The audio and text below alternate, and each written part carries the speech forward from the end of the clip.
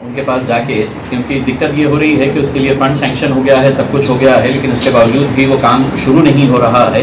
तो अब railway board DRM office से ये पता चला है कि चूंकि ज़्यादा अमाउंट का काम है वो, तो इस वजह से उसके अंदर रेलवे बोर्ड की परमिशन लेना ज़रूरी होता है करके, तो वो एक इम्पॉर्टेंट काम है। दूसरे एक दो जो मुद्दे हैं वो मुद्दे भी विकास से जुड़े हुए हैं, डेवलपमेंट से जुड़े हुए हैं। जैसा आप लोगों को मालूम होगा कि 72 करोड़ रुपए लगाकर हमारे जालना रोड का काम किया जा रहा है, जो कैम्ब्रिज स्कूल से लेके नगर नाके तक ये काम जा रहा है। और इसमें अलग अलग जगह के ऊपर ये फुट ओवर ब्रिजेस बनाए जा रहे हैं और फ्लाईओवर्स बनाए जा रहे हैं। उसमें एक फ्लाईओवर को लेकर हमारा विरोध है। ये काम वैसे 2020 के अंदर सैंक्शन हुआ, लेकिन आपको मालूम है कि 2020 से लगातार 1.5 साल तक ये काम बंद पड़ा हुआ था। ये जब इसका प्लानिंग हो रही थी, उस वक्त प्लानिंग के दौरान ही मैंने तो शुरुआत से ही इस बात के ऊपर जोर दिया था कि औरंगाबाद को एक फुल फ्लाईओवर चाहिए जो नगर नाके से निकल के सीधा चिकलठानी के बाहर छोड़े। लेकिन पिछले जो भी सत्ता के अंदर थे या जो भी नेता लोग थे, उनकी एक दूरदृष्टि नहीं होने की वजह से उन्होंने टुकड़ों टुकड़ों के अंदर हमको अलग एक 2-4 फ्लाईओवर्स दे दिए। अभी 2 दिन पहले मैं जब पूना से वापस आ रहा था, अहमदनगर जैसे शहर के अंदर पूरा शहर से बाहर निकलने वाला एक फ्लाईओवर अलॉट किया गया है। नासिक के अंदर सेम वैसा ही है। हैदराबाद के अंदर 19 किलोमीटर का फ्लाईओवर है, और हमको जब फ्लाईओवर दिया जाता है तो टुकड़ों टुकड़ों के अंदर दिया जाता है, जबकि होना ये चाहिए था कि हमको भी एक फुल फ्लाईओवर देना चाहिए। अब ये इनकी प्लानिंग जब हमने देखे तो पहले ही मतलब इस NHAI के ऑफिशियल्स के साथ हमने ये मांग किए थे कि आप चिकलठाने के आगे जितने भी जहां पर भी जो जंक्शंस है, चाहे वो आकाशवाणी का जंक्शन हो या अमरप्रीत का जंक्शन हो, वो वहां पे सबसे ज्यादा कंजेशन होता है। 2 शहरों को जोड़ने वाला जंक्शन है, एक जो उस तरफ जाता है गारखेड़ा सतारा बीड़ बाईपास के तरफ जाता है, और एक औरंगाबाद। तो एक इम्पोर्टेंट जंक्शन है, फ्लाईओवर वहां पे होना चाहिए। लेकिन उस वक्त तैयार होने के बावजूद न जाने क्या ऐसी बात आई थी कि मतलब ये फ्लाईओवर एयरपोर्ट के सामने शिफ्ट कर दिया गया है। अब मुझे इस बात की पर्सनली खुशी है कि कुछ दिन पहले हमने डिविजनल कमिश्नर के साथ बैठे, उनको पूरी हर चीज़ बताई, और डिविजनल कमिश्नर साहब ने खुद ने ये बात माना है कि मैंने इतना स्ट्रांगली इसको अपोज किया था कि ये एयरपोर्ट के सामने नहीं होना चाहिए और ये यहाँ पे होना चाहिए। तब सुना है NHAI ऑफिशियल्स ने बताया था कि अगर ये इस तरह का रहेगा तो हम वो प्रोजेक्ट ही कैंसिल कर देंगे। तो NHAI को हमको भीख दे रहा है ऐसा नहीं है, हर शहर के अंदर बनाते हैं। हमारे पास भी जो लोगों को चाहिए वो वहां पे बनाना चाहिए। हमारे पास पैसा आया तो अब आप कहेंगे कि नहीं मैं करमाड़ के अंदर जाके बना देता हूँ एक फ्लाईओवर करके, जहाँ पे जरूरत ही नहीं है। तो इस ताल्लुक से हमने NHAI के साथ 2 मीटिंग्स अभी पिछले 8 दिनों के अंदर हमने लिए हैं, और उनको ये बात कहा है कि एयरपोर्ट के सामने का जो फ्लाईओवर है उसका काम अभी शुरू नहीं हुआ है। वो पूरे का पूरा फ्लाईओवर जो है या तो आप अमरप्रीत चौक के ऊपर लेके आइए या आकाशवाणी चौक के ऊपर, जहां पे सबसे ज्यादा ट्रैफिक है। इस ताल्लुक से ऐसा ना हो कि मतलब मैं सिर्फ अकेला बोल रहा हूं। तो मैंने जितने भी लोक प्रतिनिधि हैं औरंगाबाद के, जितने भी आमदार हैं, इन सबको मैंने पत्र लिखकर विनंती किया कि आप लोग डायरेक्ट नितिन गडकरी साहब को ये पत्र लिखे कि हमको फ्लाईओवर जो है, औरंगाबाद की मांग ये है कि ये फ्लाईओवर यहाँ पे होना चाहिए। और मुझे खुशी इस बात की है कि तमाम राजनीतिक पार्टियों के तमाम आमदारों ने इसको सकारात्मक तरीके से पॉजिटिव वे में लेते हुए सभी ने ये तैयारी बताई है कि हम अपना अपना लेटर्स देंगे। अंबादास दानवे साहब ने कल ही है तो ये लेटर नितिन गडकरी साहब को फॉरवर्ड कर दिए है, उन्होंने उसकी एक कॉपी मुझे दिए है।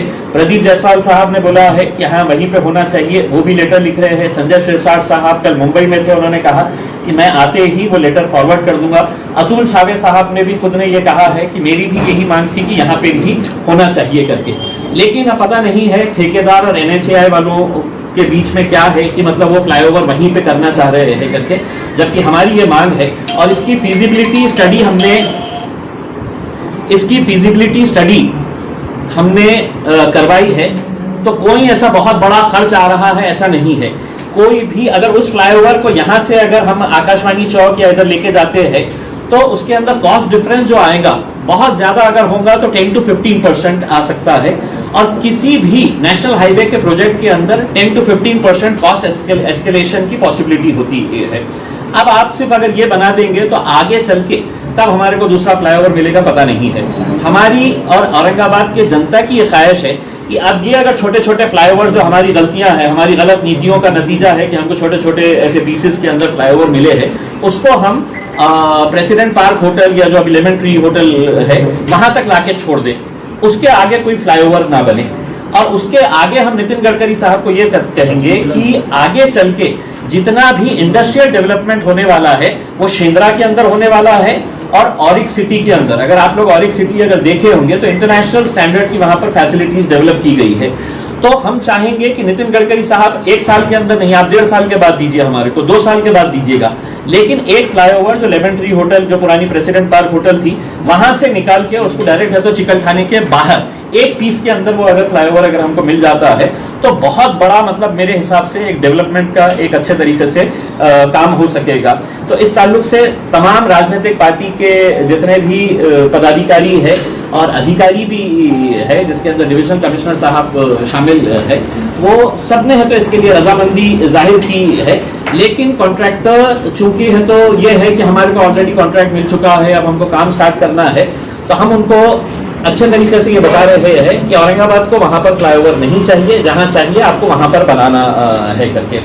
और अगर वो उसके ऊपर अड़े रहे तो हम वो काम वहाँ पे एयरपोर्ट के फ्लाईओवर को हम नहीं होने देंगे। हम एयरपोर्ट की जगह जहाँ पर लोक प्रतिनिधि जो लाखों लोगों का प्रतिनिधित्व करते हैं उनके हिसाब से जहाँ पर चाहिए वो फ्लाईओवर वहाँ पर बनाने की हम बात करेंगे। मैं पर्सनली है तो जितने भी लोक प्रतिनिधि हैं उनसे भी अनुरोध करूंगा कि अगर जरूरत पड़ी तो हम सब एक साथ मिलकर जाएंगे नितिन गडकरी के साहब के साथ पास, और वहाँ पर जाकर हम बैठेंगे और उनको बताएंगे कि ये फ्लाईओवर यहाँ पर चाहिए। और जब भी हमको दूसरा फ्लाईओवर मिलेगा तो टुकड़ों टुकड़ों में ना देते हुए हमको वहाँ से जालना रोड का जो सड़कों का ये है वहां से एक फ्लाईओवर देके सीधा चिकलठाने के बाहर हमारे को उतारे, तो ताकि एयरपोर्ट भी उसके अंदर कवर हो जाता है।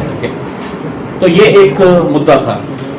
दूसरा मुद्दा ये है कि कुछ दिन पहले मैंने जालना रोड के वक्फ प्रॉपर्टी के ताल्लुक से एक प्रेस कॉन्फ्रेंस लिया था, उसमें बताया था कि औरंगाबाद के कुछ बड़े बड़े लोग जो है वो वक्फ की प्रॉपर्टी के अंदर किस तरह से उन्होंने वक्फ की प्रॉपर्टी को इलीगल तरीके से एक्वायर करके और उसको बेचने का काम किया है करके वो प्रेस नोट जो है वो डिस्ट्रीब्यूट करें। तो मुझे खुशी है इस बात की कि मैं कंटिन्यूस इसका फॉलोअप करने से ये हुआ है कि अब वक्फ बोर्ड ने रजिस्ट्री ऑफिस को लेटर लिखा है कि ये जितने भी ट्रांजैक्शंस हुए हैं, जितने लोगों को ये दुकानें बेची गई है, ये पूरे है तो इलीगल है और इसको सबको कैंसिल कर देना करके।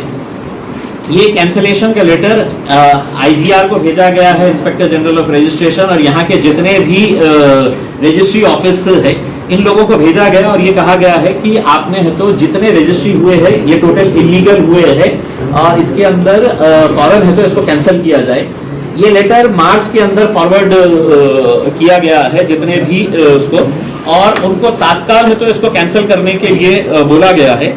लेकिन मुझे बताते हुए ये हो रहा है कि मार्च के अंदर भेजने के बावजूद भी अभी इसका मार्च से लेके ये जो 3 रजिस्ट्री ऑफिस है हमारे पास, ये कलेक्टर ऑफिस के अंदर जो है और बाकी के 2 एक भीड़ बाईपास के ऊपर है, ये सिर्फ आपस में एक दूसरे को लेटर लिखते हैं, ये हमारे उसमें नहीं आता है, ये तुम्हारे उसमें आता है, तुम इसके ऊपर कार्रवाई करो, फिर दूसरा है तो उसको फिर वापस लिखता है। ये पूरे लेटर्स है, करस्पॉन्डेंस है मेरे पास कि आप हमारे उसमें नहीं आता है, तुमने करो करके।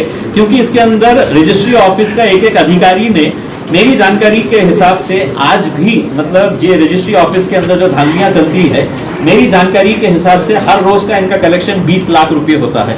जितने भी रजिस्ट्री ऑफिसर्स है उसमें चाहे वो 20 बाय 30 की रजिस्ट्री कर रहे हो, लीगल रजिस्ट्री भी अगर आपको करवाने का है तो आपको बगैर है तो एजेंट के और बगैर पैसा दिए हुए होता नहीं है।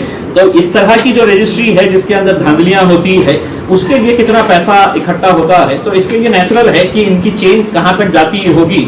और मुझे बताते हुए कोई ये नहीं है कि ऊपर लेवल तक, बहुत ऊपर लेवल तक इनकी चेन जाती है, इस वजह से उन्हें किसी का डर नहीं है। वरना कलेक्टर ऑर्डर पास करने के बावजूद भी एक्शन नहीं होता है, कोई कार्रवाई नहीं होती है और कलेक्टर साहब भी उसके ऊपर खामोश बैठते हैं। तो सिर्फ कागजी कार्रवाई करके ये नहीं होता है, उसके अंदर एक्शन लेने की जरूरत होती है। जैसा हम इसके पीछे पड़े हुए थे, अब 25 तारीख के दिन औरंगाबाद के अंदर महाराष्ट्र वक्फ बोर्ड की मीटिंग यहाँ पर रखी गई है और उसके अंदर हमने ये ठहराव डाला है, मैंने खुद ने डाला हूँ कि जिस तरह थाने के बालापुर का मैटर जो मैंने आपको सुनाया था कि बोगस एनओसी बनाकर दी गई थी और उस बोगस एनओसी के जरिए एक वकील उसके अंदर इन्वॉल्व थे, एक डॉक्टर कपल को बेची गई थी वो जमीन।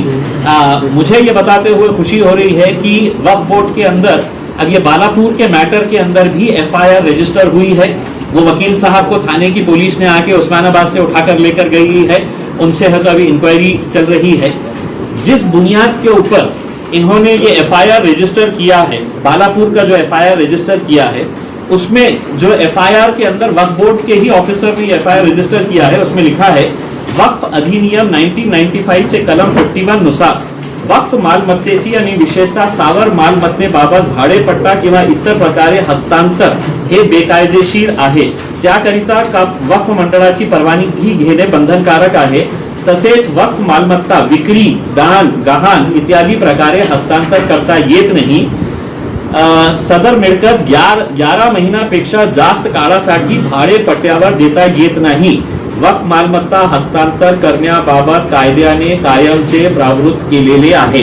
ये एफआईआर रजिस्टर किया गया है और एफआईआर के अंदर अब जो नया कानून आया है, जो बेचने वाला है उसके ऊपर एफआईआर रजिस्टर होगी और जो खरीदने वाला है उसके ऊपर भी एफआईआर रजिस्टर होगी कि आपने वक्फ की प्रॉपर्टी खरीदे है। तो मेरी ये मांग है कि उसी बुनियाद के ऊपर वक्फ बोर्ड ने 25 तारीख के मीटिंग के अंदर इस ठराव को पास करके जितने भी लोगों ने जालना रोड की इस प्रॉपर्टी को खरीदा है उनके ऊपर एफआईआर और जिन्होंने बेचा है, जिसके अंदर आपके वो सबसे पहले जो मुतवल्ली साहब है जिन्होंने ये समझा कि मेरी जागीर है ये मैं बेच दूंगा करके वो, और 3 जो धन्ना सेठ है जिसके अंदर राजू तनवानी साहब है, उसमें नहीं बाफना साहब है और क्या नाम बिल्डर था तापड़िया, जुगल किशोर तापड़िया, ये तीनों के ऊपर भी रजिस्टर होना चाहिए एफआईआर। मैं पुलिस डिपार्टमेंट से अनुरोध करूंगा कि डीसीपी साहब ने इन लोगों को बुलाए हैं, इन लोगों से पूछताछ किए हैं, लेकिन ये तीनों ने है तो जितने भी लोगों को बुला है यही बताया है कि होता नहीं है, कुछ आराम से निकाल लेंगे करके उसमें हम इसी बुनियाद के ऊपर ये एफआईआर रजिस्टर करवाने की हम चाह रहे हैं, जो बालापुर के अंदर आपने लिखित तौर के ऊपर ये दिया है। तो ये 1-2-3 मुद्दे हैं। मैं चाहूंगा कि औरंगाबाद की जनता अब खामोश बैठ के फ्लाईओवर वहां पे बन रहा है तो बनने दो, मेरा क्या जाने वाला है करके, जब तक हम आगे नहीं आएंगे, लोग आगे नहीं आएंगे, तो हमारे को वैसा ही होना जैसा प्रिंट रॉयल के अंदर हमारा फ्लाईओवर जो है वो क्रांति चौक की तरफ जाना चाहिए था। कोई वहां पे ज्ञानी नेता था, उसने बोला कि नहीं मेरे घर की तरफ जाता है, मैं अपने घर की तरफ ले लूंगा। अगर वहां पे अगर देखेंगे तो आज प्रिंट रॉयल के फ्लाईओवर के ऊपर अगर दिन में से कितने गाड़ियां जाती है और क्रांति चौक की तरफ जो नगर नाके से आती है गाड़ियां वो कितनी जाती है। जरूरत क्या थी कि क्रांति चौक की तरफ जाना चाहिए, लेकिन उस वक्त भी पब्लिक बोली अब तक क्या करना है, फ्लाईओवर बन रहा है, इधर से बनो या इधर से बनो करके। अब एयरपोर्ट के ऊपर बन रहा है, एयरपोर्ट के ऊपर कितने लोग जाते हैं। तो मैं लोगों से अनुरोध करूंगा, जितने भी ऑर्गेनाइजेशंस है, इंडिविजुअल्स है, ये नितिन गडकरी साहब को पर्सनली ट्वीट करे, NHAI के अधिकारियों को ट्वीट करे और ये मांग करे कि हमारे औरंगाबाद शहर की मांग ये है कि हमको फ्लाईओवर यहाँ पे चाहिए और आपका दिल्ली में बैठे हुए अधिकारी या ठेकेदार की मर्जी के हिसाब से जहां वो बनाना चाह रहा है वहां ना बनाए करके। तो ये 1-2 मुद्दे थे। इसके अलावा अगर आप लोगों के कुछ रजिस्ट्री जो है पूरे महाराष्ट्र की जो कैंसिल होने वाली है, अंदाजे कितनी हो सकती है?